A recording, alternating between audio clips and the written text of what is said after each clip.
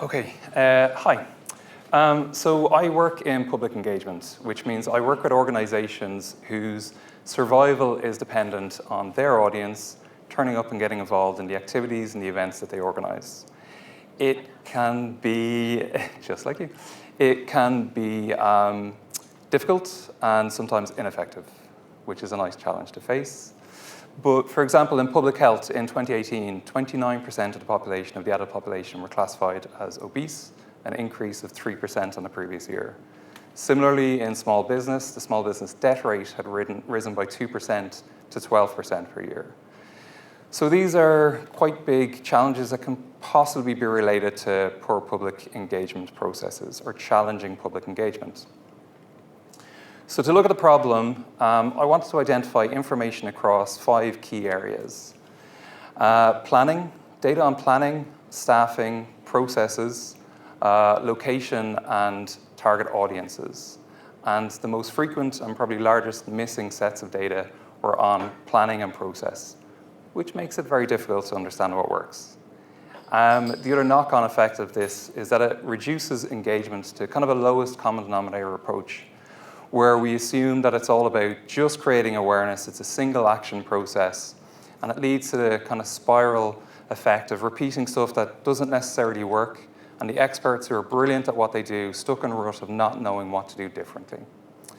So it creates an ever-compounding problem. So I wanted to propose a hypothesis, and the hypothesis is that engagement is unequal parts awareness, people need to know you exist. Networks, you need to exist in the locations, the places and spaces that are relevant to the audience you're looking to engage, and then in-person or interpersonal conversations and communication. So you have to create opportunities for meaningful conversations with the audience that you want to engage. So a nice hypothesis, and maybe the easiest and quickest way to prove or disprove a hypothesis is to ask, is the opposite true? So if nobody knows you exist, are they likely to engage with you?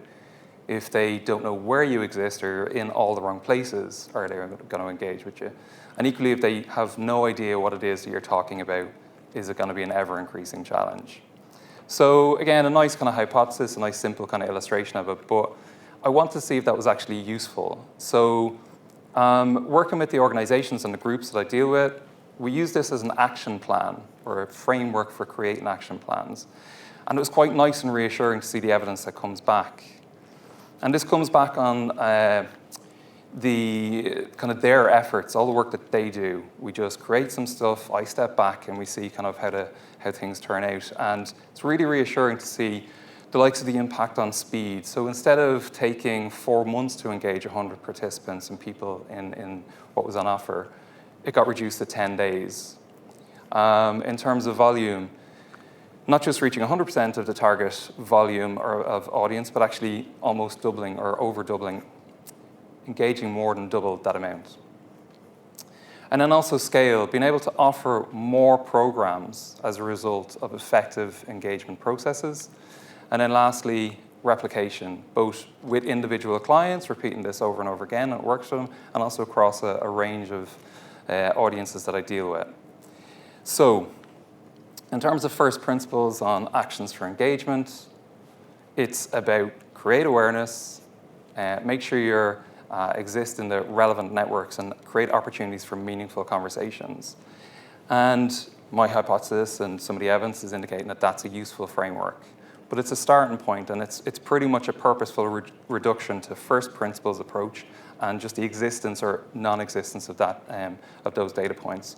What I'd really like to do next, and I'm hugely new to Tableau, is see if anybody in the audience and just experiencing it can help me to delve an awful lot deeper into the data and see if that framework exists in deeper and more meaningful and more expansive data, and see how we can use it as a useful tool for both planning and also identifying what's working, to see if it can be used to prospectively rather than retrospectively look at efficiency and effectiveness, and also use it then to model and roadmap more effective public engagement for any of the audiences that I deal with.